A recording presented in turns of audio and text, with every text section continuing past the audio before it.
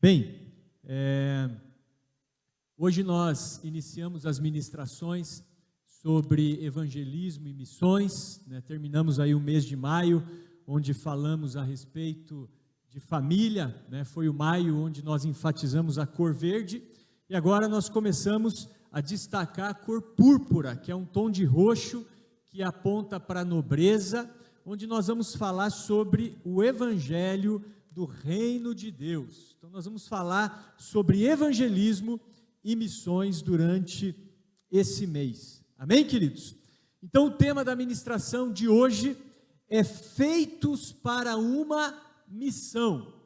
E antes de ler o texto base ou os textos bases da ministração dessa noite, eu quero começar dizendo que quando você aceitou Jesus como seu Senhor, automaticamente ele se torna o seu Salvador, e automaticamente também você foi alistado no exército de Deus e recebeu uma missão, e nós veremos nessa noite qual missão nós recebemos ao aceitarmos Jesus como Senhor da nossa vida. Então vamos começar lendo uma passagem, Mateus capítulo 28, do versículo 18 a 20, eu vou ler 5 passagens aqui, tá? Uma seguida da outra, então se você quiser acompanhar no telão, vai ficar mais fácil. Então essas 5 vão dar base para a ministração dessa noite. Vamos começar com Mateus 28, de 18 a 20,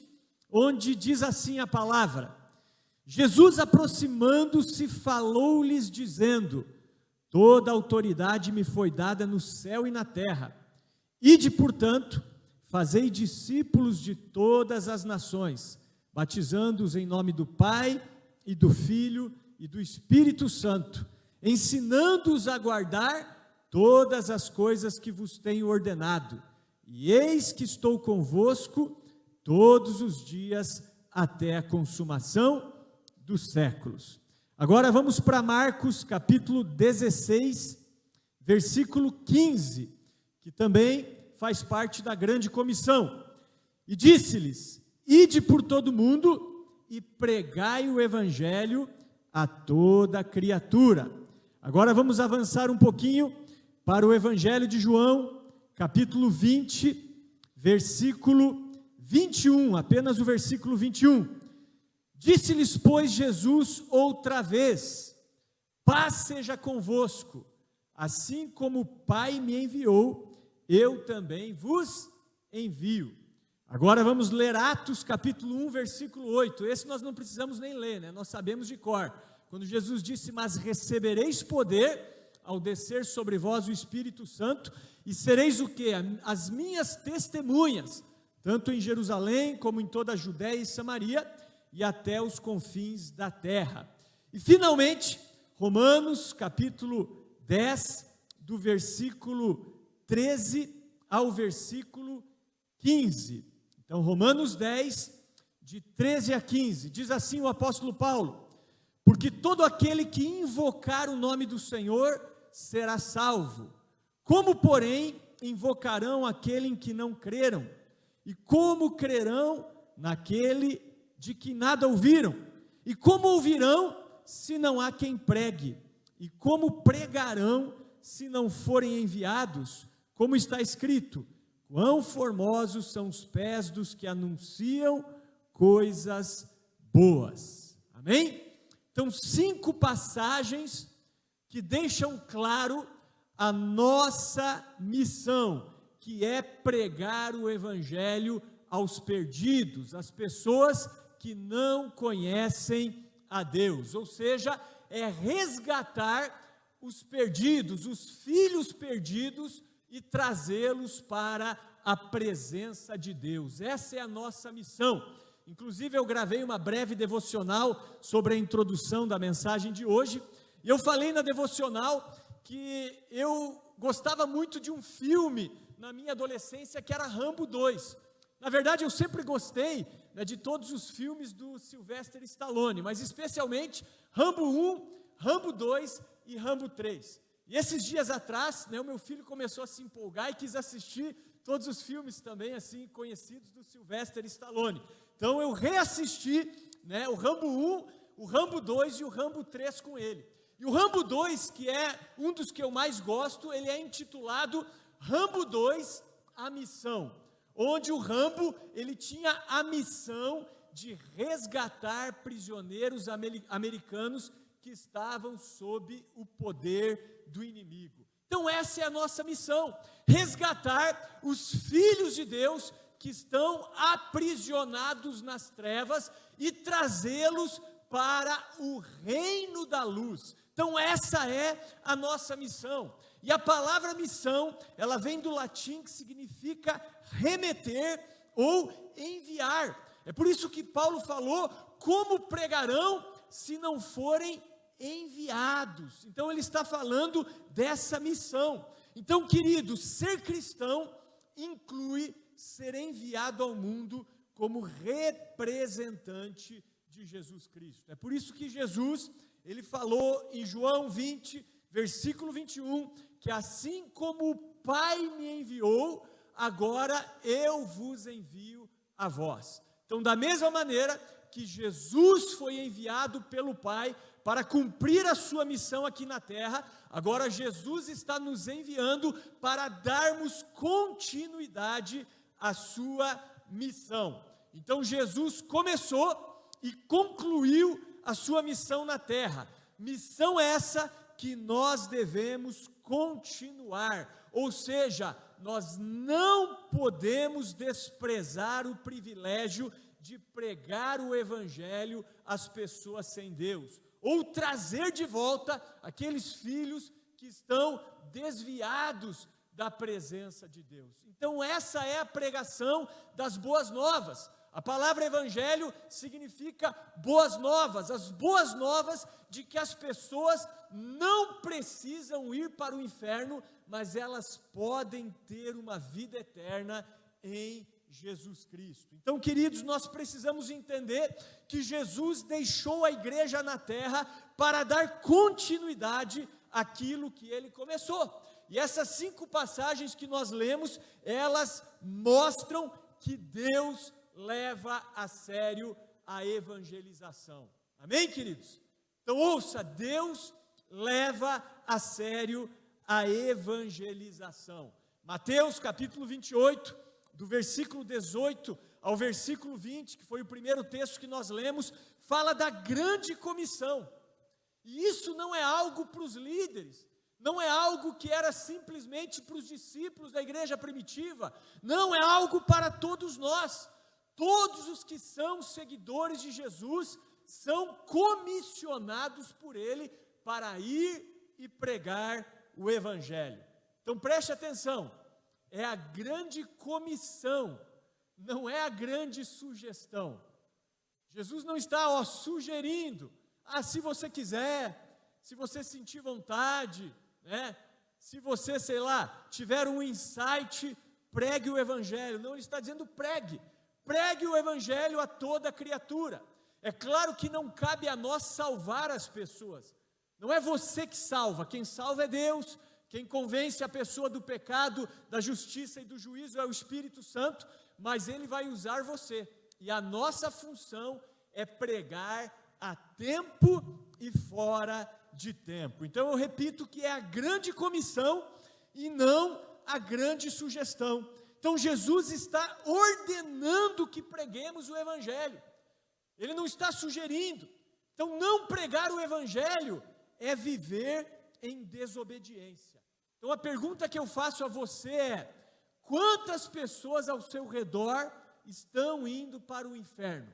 Pense, pessoas que você conhece, pessoas que fazem parte da sua família, pessoas que talvez trabalhem com você, né? E eu sei que nós vivemos um tempo ímpar, onde talvez o nosso contato físico, direto com as pessoas, está limitado, mas isso não pode ser impedimento para que preguemos o Evangelho, nem que seja de maneira virtual. Mas essa é a pergunta: quantas pessoas que eu conheço, que fazem parte, talvez da minha família, do meu círculo social, e que estão indo para o inferno? O que eu preciso dizer é que Deus nos pôs como responsáveis por essas pessoas à nossa volta. Inclusive, você pode ser o único cristão que algumas pessoas irão conhecer.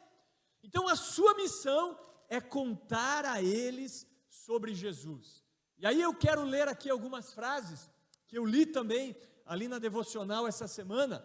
E a primeira delas diz assim: nosso Deus é um Deus missionário. Amém? E é verdade, Deus, Ele tem no seu coração uma paixão por missões. A segunda diz que a igreja não é um clube de iates, ou seja, um local de eventos sociais, mas uma frota de barcos de pesca. Então nós nos preparamos aqui, nós nos fortalecemos para sair e lançar as nossas redes. A terceira diz que a igreja que não evangeliza não é obediente. E a quarta diz que recusar-se a evangelizar é tão pecaminoso como cometer adultério ou homicídio. Então, quando eu me recuso a pregar o evangelho, eu estou desobedecendo a Deus, eu estou pecando contra Deus. Agora, detalhe, queridos, eu quero abrir um parênteses aqui. Você pode pensar assim: puxa, mas eu tenho dificuldade em evangelizar. Aí é uma coisa, ninguém está falando que você precisa ser um expert, né? Claro que algumas pessoas têm mais facilidade do que outras, alguns são chamados especificamente para um ministério evangelístico, então isso flui naturalmente, mas nós não podemos recusar o evangelismo. É isso que eu estou dizendo. Dizer, não, isso não é para mim. Não, isso é para todos nós. E nessa noite, eu vou trazer algumas dicas extremamente práticas para vocês sobre como evangelizar.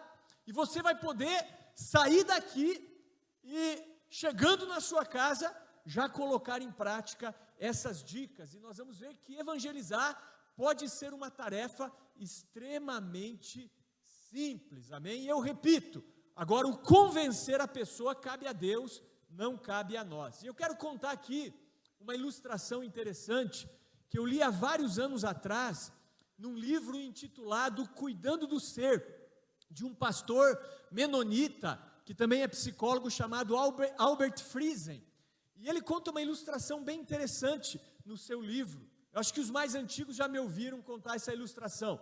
Ele fala de um local, no litoral, né, um local ali litorâneo, onde aquele local tinha muitas pedras ali, próximo da costa, e várias embarcações acabavam naufragando próximo da costa, né, devido ao choque com essas pedras. E existia na beira ali da praia uma pequena choupana construída pelos pescadores locais, com um barco a remos, onde os pescadores, quando eles estavam folgando ou consertando as suas redes, eles ficavam de vigia. E caso alguma embarcação naufragasse, eles faziam com aquele pequeno barco a remos o resgate das pessoas. E eles salvavam muitas pessoas de morrerem afogadas. E como eles faziam esse trabalho com muito zelo e com muita dedicação, aos poucos, aquelas pessoas que foram sendo salvas resolveram investir naquela estação de salvamento. E aí destruíram aquela choupana, construíram um local grande de alvenaria, um local com enfermaria, treinaram aqueles pescadores para que eles se tornassem assim salva-vidas profissionais, compraram barcos motorizados. E se aqueles caras sem estrutura já eram grandes heróis, agora eles conseguiam salvar muitas pessoas. E sempre que uma embarcação naufragava, lá estavam esses heróis para salvarem aquelas pessoas. E as pessoas continuaram investindo neles, porque eram muito gratas pelo trabalho que eles faziam. Só que como não era todo dia que navios ou embarcações naufragavam naquela região, às vezes aquele local ficava parado por muito tempo, sem receber os náufragos. E aí, as pessoas que coordenavam o local começaram a usar aquele local para festas. Então alugavam, faziam festas de aniversário para os filhos, festa de 15 anos, festa de casamento. O local se tornou muito agradável, porque era um local ali litorâneo, na beira do mar. Só que um dia estava ocorrendo uma festa de pompa. Então as pessoas bem vestidas, perfumadas, desenvolvendo ali aquele relacionamento social, quando de repente uma embarcação naufraga. E aqueles homens então, sem perder tempo, começam a resgatar aquelas pessoas. E aí aquele ambiente se torna um ambiente aversivo. Por quê? Porque se misturam aquelas pessoas bem vestidas, chiques, perfumadas, querendo curtir uma festa, com pessoas semi-mortas, pessoas desesperadas, pessoas de outras nacionalidades que estavam ali sendo resgatadas por aqueles salva-vidas. E a partir daquele momento, então, as pessoas que administravam o local decidem que aquela não seria mais uma estação de salvamento, mas seria um clube para eventos sociais. E aqueles homens, eles voltam para a choupaninha deles, para o barco a remos, para a pescaria deles, e eles continuam fazendo o trabalho deles. E com o tempo, a história se repete. Eles vão salvando pessoas, pessoas investem neles, constroem uma estação de salvamento, acontece a mesma coisa e eles são expulsos de lá.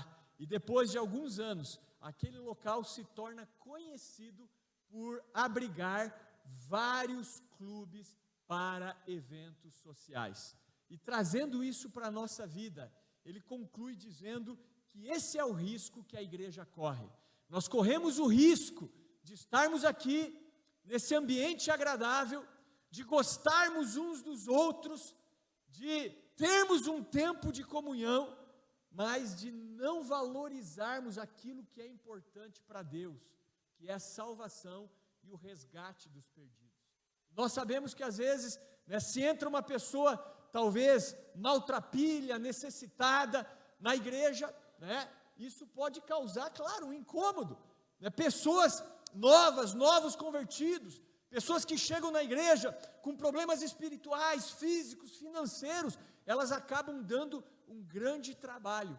E muitas vezes isso desestabiliza o status quo da igreja. Então nós precisamos estar atentos. E esse é o chamado e o incômodo que Deus tem gerado no meu coração nesses dias, para que nós não venhamos a ser como essa estação de salvamento dessa ilustração.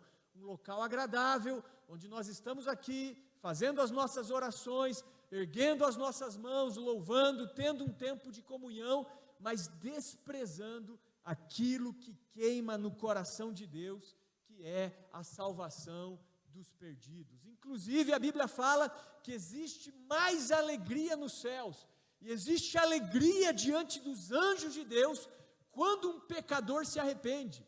E por esse pecador existe mais alegria do que por 99 justos que não necessitam de arrependimento. Então, se todos aqui, eu não sei, são salvos, isso não gera tanta alegria em Deus, quanto se uma pessoa chegar aqui e realmente entregar a sua vida ao Senhor Jesus Cristo. Então, quando você se converteu, saiba, foi gerada uma festa nos céus. E é isso que Deus está nos chamando a fazer nesse mês, e vai nos incomodar, e tocar o nosso coração, para que nós venhamos a viver a grande comissão. Então, queridos, a melhor coisa que nós podemos fazer a uma pessoa é falar de Jesus para ela, porque todos precisam de Jesus.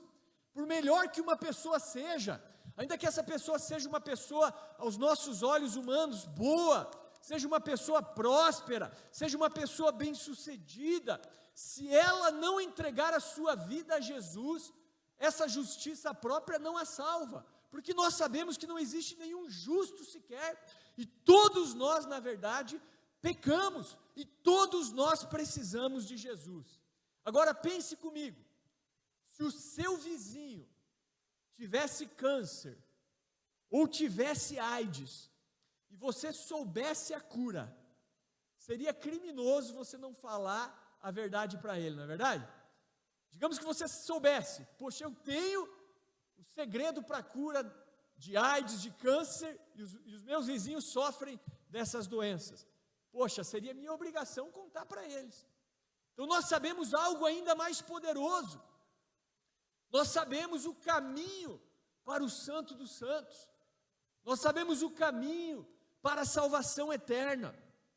E, digamos assim, é criminoso quando nós rejeitamos essa ideia de pregar o Evangelho as pessoas à nossa volta. Então pense um pouquinho, o valor da nossa missão é eterno.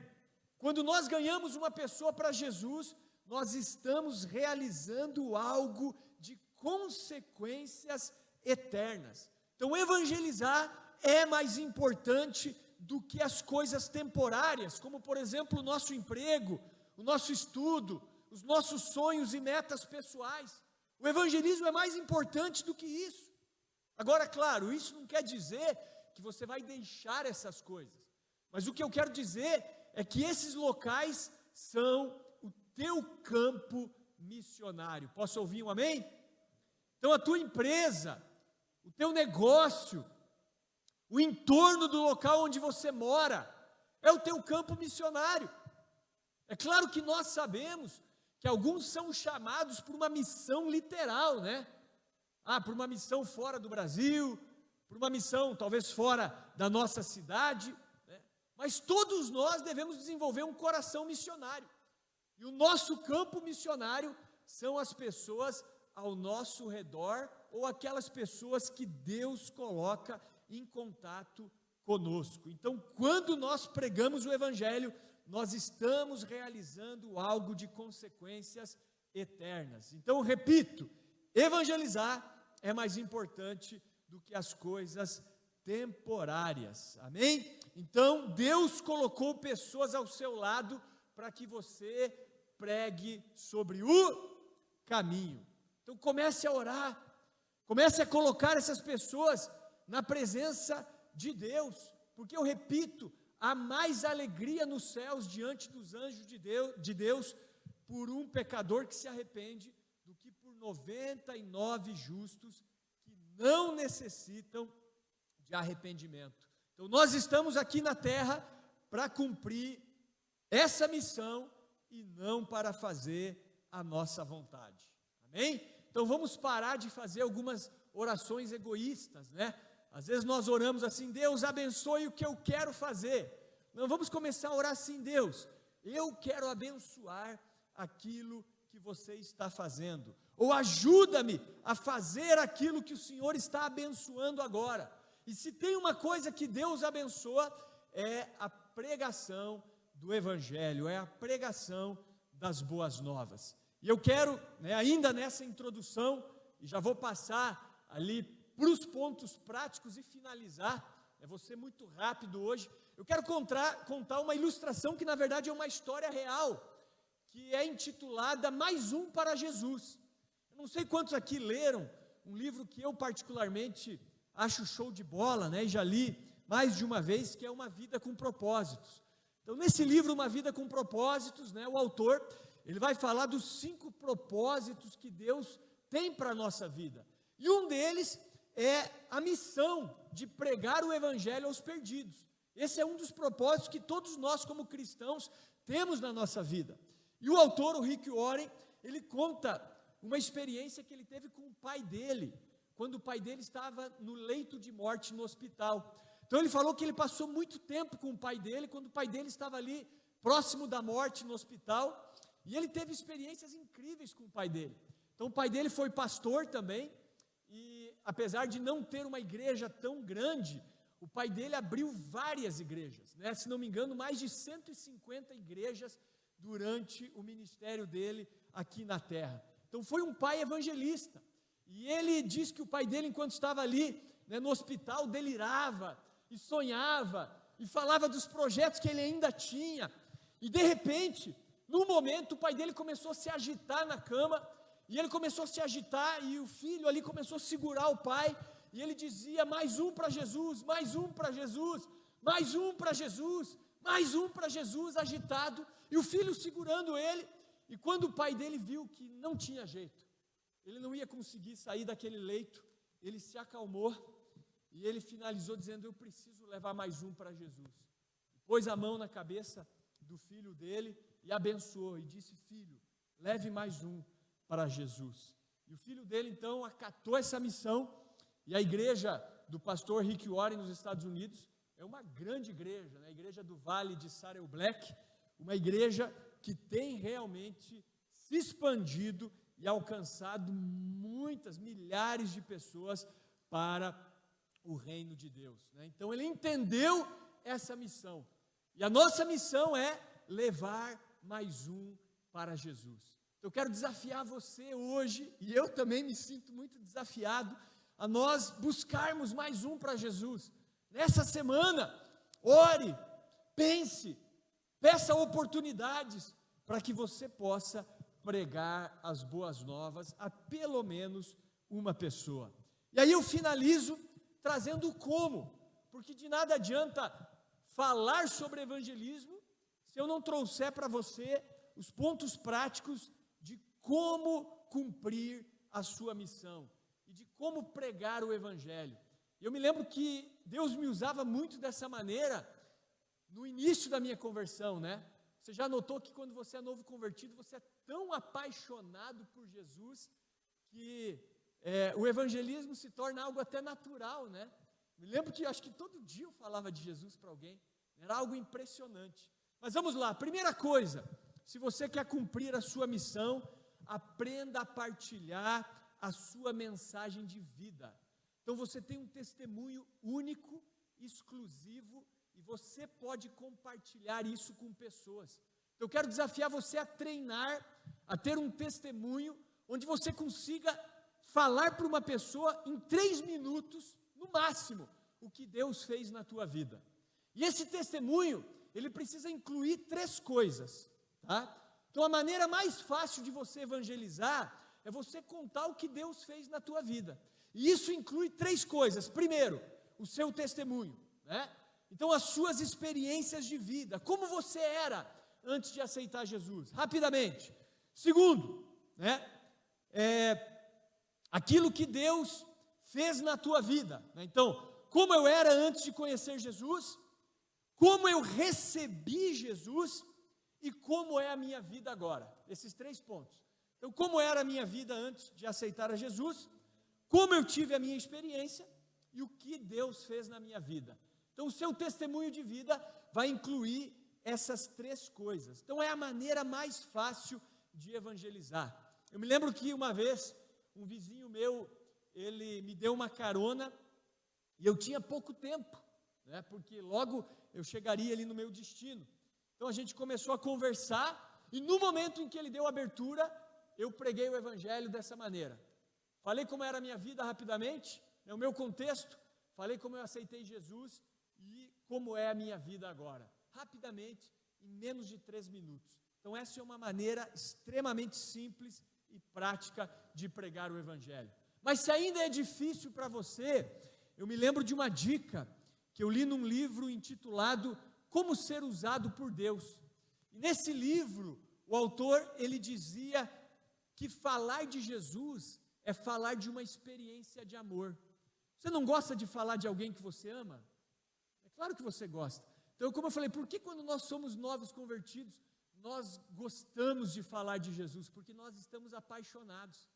E quando você está apaixonado por alguém, você não consegue parar de pensar, de falar e de, deixar uma mensagem para os outros a respeito dessa pessoa. Então, se você quer evangelizar, fale de Jesus como uma experiência de amor, né? Mas vai fazer muito mais sentido se você estiver apaixonado por Ele, é claro.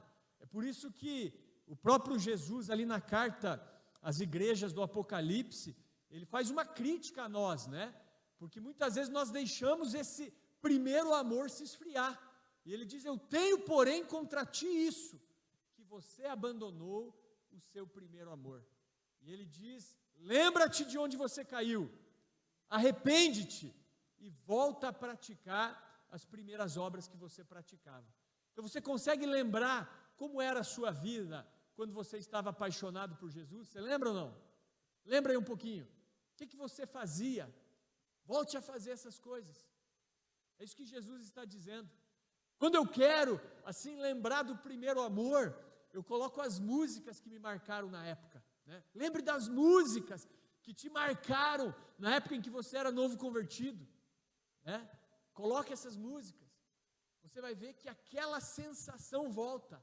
E aí você vai ser levado talvez a ter aquele sentimento de primeiro amor para que você possa cumprir a sua missão na terra. Então, primeira coisa, o teu testemunho em 3 minutos, como era a sua vida antes de Jesus, como você recebeu e como é a sua vida agora. E falar então de Jesus como uma experiência de amor. Segunda coisa, não perca as oportunidades. Existem oportunidades que Deus nos dá e elas são oportunidades únicas. E nós muitas vezes, por falta assim de sensibilidade, ou por medo, por vergonha, nós perdemos a oportunidade de evangelizar. E quando você está evangelizando, Deus ele faz milagres. Pode ver que os sinais acompanhavam os discípulos da igreja primitiva, é ou não é? Esses sinais acompanhavam porque eles pregavam. Então veja, esses sinais vão acompanhar você quando? Quando você pregar. Eu até me lembro do testemunho do pastor Luciano Subirá, nós tivemos o privilégio de andar muito próximo dele durante algum tempo aqui da nossa igreja, e eu não sei quantos lembram quando ele ministrou aqui um seminário de dons aqui na igreja. É um seminário que ele ministra, é muito legal. E se não me engano foi nesse seminário que ele contou uma experiência onde ele estava fazendo uma viagem, e nessa viagem ele deu carona para um soldado, parou, pegou um soldado, e ele entrou no assunto da pregação do evangelho, começou a evangelizar o soldado dentro do seu carro. Só que ele precisava parar para abastecer. Ele falou que ele tinha uma Brasília na época 1976. Eu já tive uma Brasília, minha Brasília era 1977, quando meu avô faleceu, eu comprei da minha avó, e é uma Brasília tremenda, 2 carburadores, enfim, mas bebe que é uma beleza, aquele tipo de carro. E era esse tipo de carro. E ele falou, olha, era impossível que eu concluísse a viagem sem parar no meio do caminho para abastecer, era impossível. Só que ele começou a evangelizar aquele soldado, aquele militar, e ele falou, puxa, se eu parar para abastecer, eu vou perder, assim, digamos, esse clima que está aqui. Ele pensou, e ele falou, eu vou tocar, seja o que Deus quiser. E ele evangelizou o militar, levou até o final, chegou no destino, não se sabe como, ficou impressionado, e ele falou, olha, só pode ser uma coisa, foi um milagre, Deus realmente, digamos, encheu o tanque, eu não permitiu que a gasolina, que o combustível esgotasse, porque depois daquilo eu fiz várias vezes o mesmo percurso, e eu sempre tive que parar para abastecer, era impossível, humanamente falando, eu fazer aquele percurso e não ter que parar para abastecer, mas ele falou que o tanque não esvaziou. Então veja como os sinais acompanham as pessoas que pregam o evangelho. Então não perca as oportunidades. Outra coisa, nós precisamos renunciar ao egoísmo, porque às vezes nós estamos centrados nas nossas necessidades e nós deixamos de lado o privilégio de evangelizar. Então renuncie o egoísmo da sua vida. Quarta coisa, ore pelas pessoas. Então antes de falar de Jesus para uma pessoa, fale dessa pessoa para Jesus. Você já deve ter ouvido essa frase, Fale dessa pessoa para Jesus. Ore por ela. Com certeza eu estou aqui hoje porque pessoas oraram por mim, sem dúvida nenhuma. Você está aqui hoje porque alguém orou por você. E isso, sem dúvida nenhuma, fez a diferença na sua vida. E quando você orar, também peça a oportunidade. Se você observar os discípulos da igreja primitiva, eles pediam 2 coisas nas orações deles, quando eles estavam falando de evangelismo. Eles pediam, em primeiro lugar, oportunidade, e em segundo lugar, eles pediam ousadia. Oportunidade e ousadia. Então peça essas 2 coisas. Primeiro, oportunidade de pregar. E segundo, peça ousadia para falar, como diz Paulo, ousadamente do caminho. Então ore pelas pessoas, peça oportunidades e peça também ousadia. E finalmente, comece a ter uma perspectiva eterna. Jesus falou assim, numa certa passagem, não acumulem para vocês tesouros na terra, onde a traça e a ferrugem consomem, e onde os ladrões arrombam e roubam. Mas acumulem para vocês tesouros no céu, onde a traça e a ferrugem não consomem, e onde os ladrões não arrombam e não roubam. Pois onde estiver o vosso tesouro, aí estará também o vosso coração. Então nós precisamos ter essa perspectiva eterna. E dentro dessa perspectiva, o investimento também em missões é importante. Então, pela graça de Deus, apesar de não sermos uma igreja grande, que tem aí os seus limites, nós temos abençoado missionários, e nós fazemos questão de priorizá-los, e por mais que eles não sirvam diretamente aqui conosco, nós damos prioridade a eles, Então, a primeira parte deve ir para eles não devem deixar de ser assistidos, como um dízimo, que quando você dá, você está consagrando os 90% que ficam com você. Então nós temos essa visão já há muito tempo, que é uma visão missionária, e que Deus queira que venhamos a enviar muitas pessoas, E como foi falado aqui, talvez abrir outras congregações, talvez Deus um dia te chame para isso. Eu já sei que eu não tenho esse chamado, Eu me lembro que na época do seminário, eu assim sentia, minha missão não é ir para um outro país, eu tinha clareza disso. Deus confirmou que Deus não estava me chamando para nenhum outro lugar, mas durante o processo aqui na comunidade também, eu tive a experiência de abrir uma congregação, e foi uma experiência muito legal que eu tive, mas chegou uma certa altura, apesar de a igreja crescer, em 3 anos de 8 para 25 pessoas mais ou menos, estacionar ali, Deus falou, olha, você precisava ter essa experiência, mas também não é para isso que eu te chamei, não é isso que você deve fazer, então eu entendo que o meu local é aqui mesmo, mas talvez o seu seja, e já pensou a nossa igreja crescendo, e você sentir no seu coração abrir uma congregação, talvez na região metropolitana, ou até mesmo em outra cidade, e nós termos condições financeiras de te enviar, então esse realmente é um dos nossos objetivos, e para isso nós precisamos ter essa visão missionária, essa mente missionária. E finalmente, o 6º passo é: pare de dar desculpas, Não seja como Jeremias, Você lembra que em Jeremias capítulo 1, do versículo 4 ao versículo 8, quando Deus chamou Jeremias, ele disse assim para Deus: Deus, eu não passo de uma criança, o Senhor está me chamando, mas eu não passo de uma criança. E Deus disse para ele: não digas no teu coração, eu não passo de uma criança, porque para onde eu te enviar irás, e tudo que eu te mandar, você vai falar. Então essa é a palavra de Deus para nós. Não dê desculpas, não diga para Deus: quem sou eu não tenho condições. Não, se Deus está te chamando, vá na força do Senhor, vá na força do Senhor. Eu quero finalizar a mensagem de hoje lendo um trecho de Ezequiel capítulo 3, do versículo 16 ao versículo 21, que é um texto que mostra que Ezequiel ele foi chamado para ser um atalaia de Deus. E eu finalizo aqui, Ezequiel capítulo 3, de 16 a 21. Findos os 7 dias, veio a mim a palavra do Senhor dizendo: Filho do homem, eu te dei por atalaia sobre a casa de Israel. Da minha boca ouvirás a palavra e os avisarás da minha parte.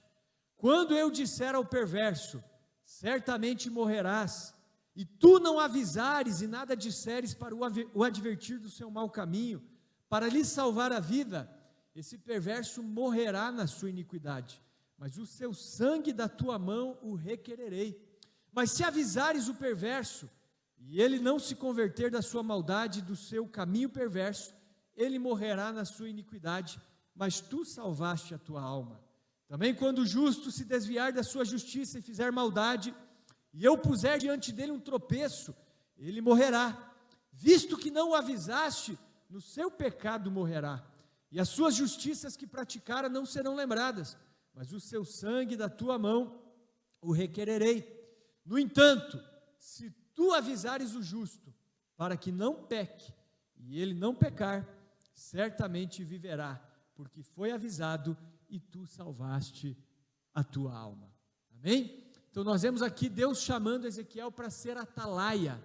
O que era um atalaia literalmente naquela época? Era a pessoa que ficava de vigia, ali nas torres, no muro da cidade, e ele precisava avisar se o inimigo estava chegando. Se o inimigo se aproximasse e o atalaia não desse o sinal do inimigo, ele era culpado por isso. Agora, se ele desse o sinal e o exército, o povo não se preparasse, o sangue dele estava livre. E Deus então chama Ezequiel da mesma maneira, mas de uma maneira espiritual, e diz: você é o atalaia do povo de Israel, e você precisa avisar o ímpio se ele vai morrer, e você precisa também avisar o justo se ele se desviar do seu caminho. Caso contrário, eu vou requerer o sangue dessas pessoas da tua mão.